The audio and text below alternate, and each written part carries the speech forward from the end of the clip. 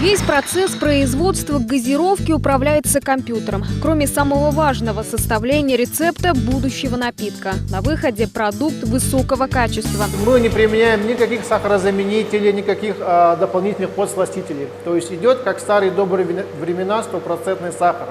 Вот. Преимущество стеклянной тары, да, над ПЭТ, если сравнивать, это более премиум сегмент. Там меньше окисляемость, так как бутылка укупоривается намного плотнее, то есть срок годности продукта увеличивается. Ну и само собой, самым главным фактором является то, что это экологическая упаковка, которая больше всего применяется во всем мире. Один из флагманов пищевой промышленности регионов, ФПК «Якутия», в этом году намерен расширить ретро-линейку газированных напитков в стеклянной таре. Кризис – это время не только больших трудностей, но и больших возможностей. Корпорация ФПК «Якутия» ставит цель довести в структуре собственного производства долю безалкогольного производства до преобладающей. Конечно же, в условиях любого кризиса единственное, на чем нельзя экономить, это на качестве выпускаемой продукции. Второе – это человеческий капитал, которым обладает корпорация.